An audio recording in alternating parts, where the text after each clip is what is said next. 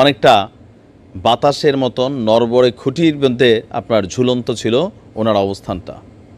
5ই August বাংলাদেশের আওয়ামী লীগের সকল নেতাকর্মী, এমপি, মন্ত্রী, স্বয়ং সাবেক প্রধানমন্ত্রী শেখ হাসিনা ওনার কপাল পড়লেও শাহাবুদ্দিন চুপ্পু সাহেবের কিন্তু কপাল পড়ে নাই। ভয় ছিল, টেনশন ছিল। আপনি যদি কালকে ওনার ছবিটা দেখেন, স্ক্রিনে দেখছেন, চেহারার মধ্যে একটা উজ্জ্বলতা ভাব আসছে। নর্মাল অ্যাক্টিভিটিস একটা আউটলুক কিন্তু আমরা এখন দেখতে পেলাম। দীর্ঘদিন মনে হয়েছে যে ওনার ঘাড়ের মধ্যে কেউ বন্দুক রাখছে, উনি অ্যাজ এ রোবোটিক কথাবার্তা বলেন, হাসেন না, চেহারা কেমন অন্ধকার অন্ধকার রাখেন, কিন্তু গতকালকে তিনি বেশ হাস্যোজ্জ্বল ছিলেন। দর্শক, চমকটা হচ্ছে রাষ্ট্রপতির সাথে গতকালকে 3 বাহিনীর যারা প্রধান আছেন তারা সাক্ষাৎ করেছেন।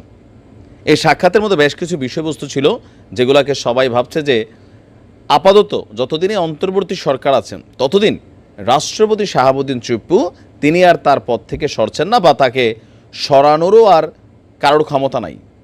এই কারণে যে তাকে সরাইতে গেলে সাংবিধানিক একটা ইস্যু তৈরি হয়ে যাচ্ছে। বিএনপি কৌশলে অপছন্দ করলেও রাষ্ট্রপতি হিসেবে শাহাবুদ্দিন চুপ্পুকেই চাচ্ছে। সমন্বয়ক সহ ভিপিনুরের যে দল আছে ছোটোখাটো, তারা অনেকেই, জামাত সহ তারা অনেকেই চাইছে রাষ্ট্রপতিকে সরাইতে, তো তারা কিন্তু আসলে সফল হয় নাই। তো এর মাঝখানে গতকালকে সশস্ত্র বাহিনীর দিবস উপলক্ষে রাষ্ট্রপতি মোহাম্মদ শাহাবুদ্দিনের সাথে সাক্ষাৎ করেছেন 3 বাহিনীর প্রধানরা। তো সেখানে আপনার গতকালকে সন্ধ্যায় বঙ্গভবনে এই সাক্ষাৎ অনুষ্ঠিত হয়। রাষ্ট্রপতির প্রেস উইংয়ের পাঠানো এক বার্তায় বলা হয়েছে, সশস্ত্র বাহিনী বিভাগের সর্বাধিনায়ক রাষ্ট্রপতি শাহাবুদ্দিনের সঙ্গে, মানে যে বাহিনীগুলো আছে সবগুলোর বস কিন্তু অধিনায়ক, বস, ক্যাপ্টেন হচ্ছে এই রাষ্ট্রপতি। তাহলে ভাবা যায়, তো কালকে স্বাভাবিক সবাই ওখানে গিয়েছে।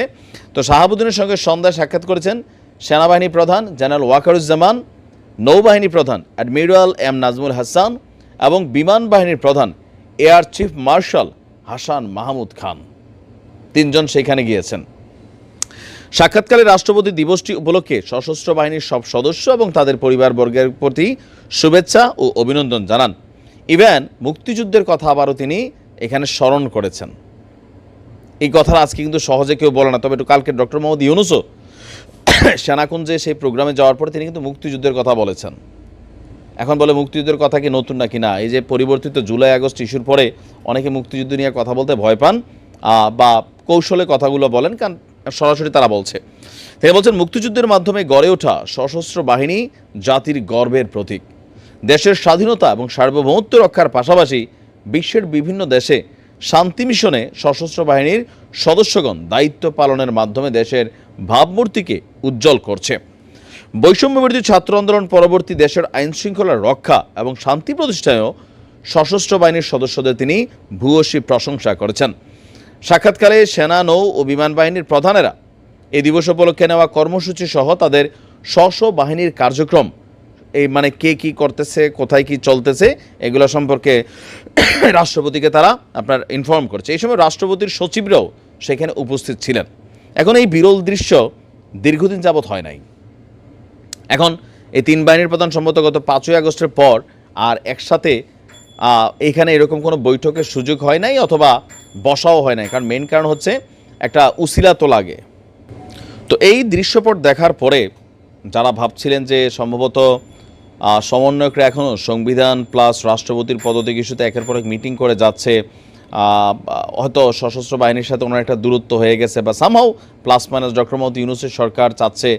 তো গতকালকের এই দৃশ্য দেখার পর এতটুকু কনফার্ম যে আপাতত রাষ্ট্রপতি তিনি গ্রিন জোনে চলে আসছেন। আরেকজন আসছেন, সেটা হচ্ছে মুস্তফা সরওয়ার ফারুকী। এত কিছু এরপরে কিন্তু ফারুকীকে এখান থেকে সরকার না নেয়, বরঞ্চ ডক্টর মোহাম্মদ ইউনূস ডাইকানিয়া মানুষের সাথে সাক্ষাৎকারে বলছেন যে এটা করো। ফারুকী আবার কর্মপরিকল্পনা ডক্টর মোহাম্মদ ইউনূসের সামনে শেয়ার করছে।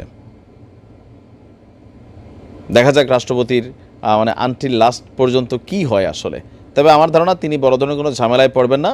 একটা জাতীয় নির্বাচন হবে, সুষ্ঠু নির্বাচন, সেই নির্বাচনের মাধ্যমে তিনি সাংবিধানিক পদ থেকে আপনার অব্যাহতি নেবেন, এতটুকুই।